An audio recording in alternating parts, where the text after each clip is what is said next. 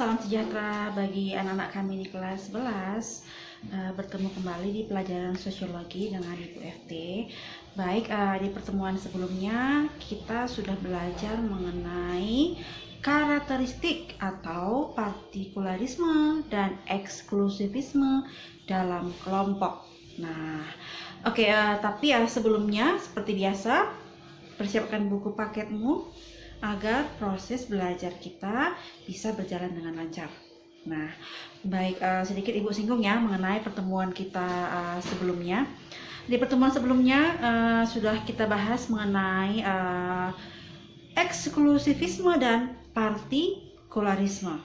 Nah, tentu kamu sudah paham ya, karena kemarin sudah kita jelaskan apa itu eksklusivisme dan partikularisme. Ingat? Nah, kalau berbicara mengenai partikularisme, berarti kita berbicara mengenai individu yang lebih mementingkan kepentingan pribadi di atas kepentingan umum. Nah, dan sebaliknya, eksklusivisme adalah individu yang lebih mementingkan kepentingan umum dibandingkan kepentingan pribadi. Sehingga berbicara mengenai partikularisme, kita akan berbicara mengenai masyarakat kota. Nah, sedangkan eksklusivisme kita akan berbicara mengenai masyarakat desa. Jadi, Ibu harap 2 poin ini kamu harus ingat ya. Nah, oke. Di pertemuan berikutnya kita akan belajar mengenai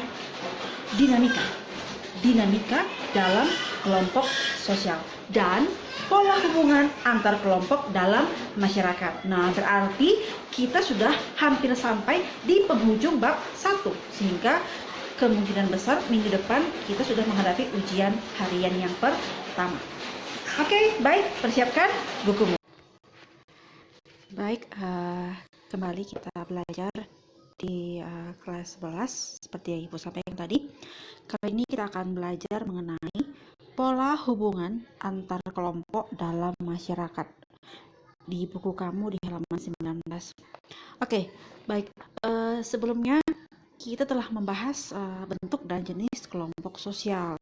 Nah, kita juga telah melakukan penugasan kamu ya terhadap kelompok-kelompok sosial yang ada di dalam masyarakat atau kelompok-kelompok sosial yang mungkin saja sudah pernah kamu ikuti. Nah, dari dari semua kegiatan itu dapatlah kita katakan bahwa dalam sebuah masyarakat terdapat banyak kelompok sosial. Nah, sehingga memang individu itu, sekali lagi dapat disimpulkan bahwa individu itu tidak dapat hidup sendiri, sehingga dia senantiasa mencari individu yang lain dan membentuk sebuah kelompok. Dan dinamakan itu adalah kelompok sosial. Nah, ternyata dalam kelompok sosial itu juga terdapat pola hubungan antar kelompok. Nah, atau ya bagaimana kelompok itu antara satu dengan yang lainnya itu bisa akhirnya berbaur. Proses apa namanya itu? Itu disebut dengan pola. Oke, sekarang kita lihat ya. Nah, di sini kamu lihat di slide yang Ibu tampilkan. Pola hubungan antara kelompok ras. Nah, apa itu ras? Apakah kamu tidak pernah mendengar kata ras? Ras itu adalah perbedaan berdasarkan warna kulit. Nah, atau unsur fenotip secara fisik.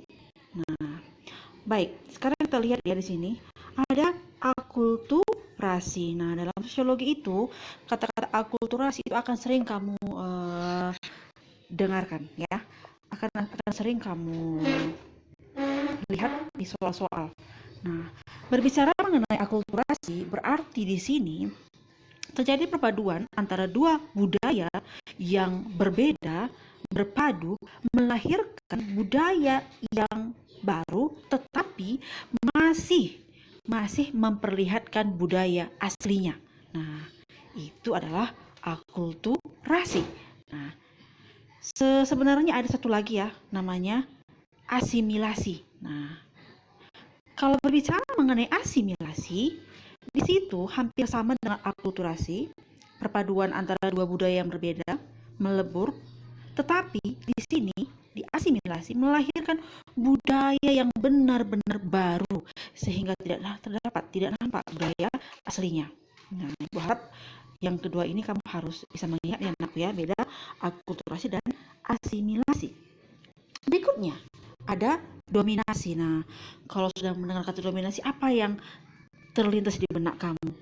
Nah, berarti di sini ada suatu kelompok yang menguasai kelompok yang lain. Nah, yang berikutnya paternalisme. Apa itu paternalisme? Adalah bentuk dominasi kelompok ras pendatang atas kelompok ras pribumi. Apa kira-kira contohnya ini? Nah, apa contoh akulturasi? Apa contoh asimilasi? Apa contoh dominasi? Apa contoh paternalisme? Wah, itu sering sekali ada di Indonesia. Apalagi paternalisme ini. Nah, jadi ini tolong kamu artikan dan langsung di benak kamu cari apa kira-kira contohnya.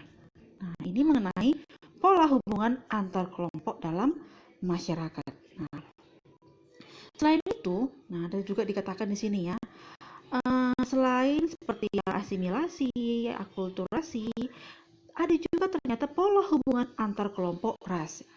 Nah, itulah yang disebut dengan integrasi. Sebenarnya yang kedua ini berbicara mengenai perbedaan dalam sebuah kelompok. Nah, tetapi yang membedakan, nah, kalau nanti berbicara mengenai integrasi, dia mengakui bahwa ada perbedaan antara di dalam masyarakat itu, tetapi dia tidak terlalu memberikan perhatian khusus atau tidak peduli dengan perbedaan itu. Nah, itulah integrasi. Sedangkan pluralisme hampir sama dengan integrasi, sama-sama suatu pola hubungan yang mengakui adanya perbedaan, tetapi pluralisme ini sangat-sangat membesar-besarkan perbedaan itu, sehingga pada masyarakat plural sering terjadi konflik. Nah, sedangkan pada masyarakat yang terjadi integrasi jarang terjadi konflik. Mengapa? Karena mereka menganggap bahwa perbedaan itu tidak penting. Perbedaan itu ya suatu keanekaragaman dan suatu kekayaan. Nah, itulah mengenai pola hubungan antar kelompok. Nah, kalau kita lihat ya, setelah adanya perpaduan dari dua budaya yang berbeda berpadu, sehingga terjadilah dinamika. Kamu buka di halaman selanjutnya nak, dalam buku kita ya, mengenai dinamika kelompok sosial di halaman 21. Nah, apa itu dinamika? Dinamika berarti perubahan. Nah, berarti bicara mengenai dinamika kelompok berarti terjadi perubahan dalam kelompok itu. Apa yang menyebabkan terjadinya perubahan? Tentu karena adanya pertemuan antara kelompok yang satu dengan kelompok yang lain, seperti yang sudah kita bahas tadi. Nah, tetapi ternyata dinamika itu juga memiliki fungsi. Nah, apa katanya? Yang pertama, menciptakan kerjasama di antara anggota kelompok sehingga akan menguntungkan satu sama lain. Nah, kamu ingat kalau dulu ya dalam kelompok itu sering sekali bahwa ya memang ada struktur ya, ada ketua, ada sebagai anggota. Sering sekali segala sesuatu itu ya selalu menguntungkan ketuanya saja. Nah, tetapi akibat adanya dinamika, maka terjadilah manusia yang modern mungkin, sehingga ya kelompok itu akhirnya ya saling menguntungkan satu dengan yang lainnya. Nah, sedangkan yang kedua memudahkan menyelesaikan pekerjaan yang dihadapinya. Nah, apabila kelompok itu semakin berkembang, tentu pola pikir juga semakin berkembang, sehingga ada masalah bisa langsung diselesaikan, mampu dihadapi secara bersama-sama. Nah, yang terakhir, yang ketiga, memberikan kesempatan kepada semua orang untuk memberikan pendapat atau gagasan. Nah, ini sering kamu lihat dalam sebuah kelompok ya, segala sesuatu yang berbicara adalah ketua kelompok. Nah, atau dibilang kepala suku mungkin. Nah, tetapi karena adanya dinamika, setiap orang bisa berbicara, mengutarakan pendapat. Nah, itu adalah fungsi dinamika kelompok. Nah, memang dalam buku kamu baca ya, selain memiliki berbagai indikator, nah ternyata dinamika itu ada beberapa pengaruh atau yang membuat terjadinya dinamika itu ada beberapa faktor. Ada faktor intern dan ada faktor ekstern. Ingat, kalau faktor intern berarti muncul dari dalam kelompok itu sendiri.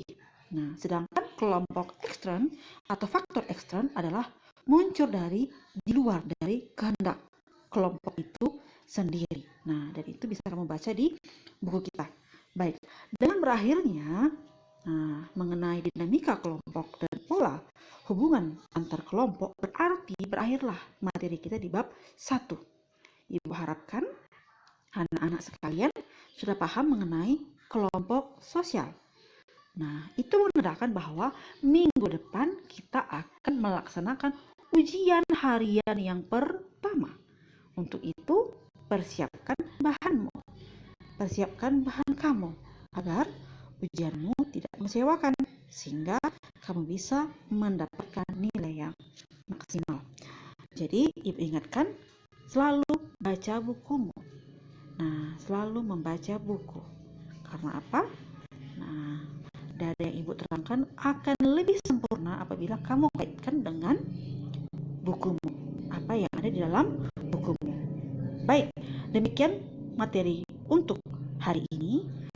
Nah, ibu harapkan kamu bisa lebih memahami lagi mengenai pengertian dari kelompok sosial.